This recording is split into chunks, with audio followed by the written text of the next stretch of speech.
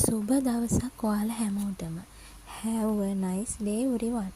ඉතින් ඔයාලට මම අද දැනුම මාවත channel එක ඔස්සේ අරගෙන ආවේ කලින් මම කරපු වීඩියෝ එකදී ඉංග්‍රීසි දැනුම කොහොමද අපි හදාගන්න අපිට උපකාරී වෙන ක්‍රමවේදයන් කීපයක් ගැන මම ගෙන ආවා. ඒකම මම vocabulary ඉංග්‍රීසි book එක හදාගන්න විදිය ගැන කිව්වා.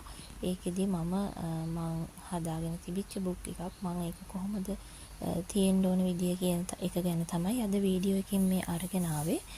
ඔයාලට දැන් බලා ගන්නට පුළුවන් මම හදපු book එක.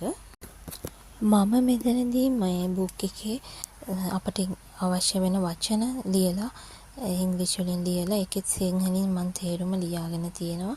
ප්‍රොනවුන්ස් කරන විදිහ මම පැන්සලෙන් ලියාගෙන තියෙනවා. ඒක ඔයාලට පෑනෙන් මොනවද ලියා ගන්න පුළුවන්.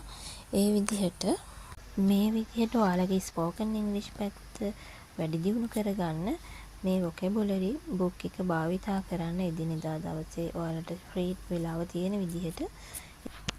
ඉතින් ඔයාලගේ දැනුමට අවශ්‍ය වෙන මේ වගේ දේවල් තවත් ඉස්සරහට වීඩියෝ වලින් අරගෙන මම එනවා. මේ channel එක subscribe කරලා like කරලා ඔයාලා තියාගන්න. එතකොට ඔයාලට අලුත් වීඩියෝ බලා ගන්න පුළුවන්. බොහොම ස්තුතියි ඔයාලා හැමෝටම. Thank you very much everyone.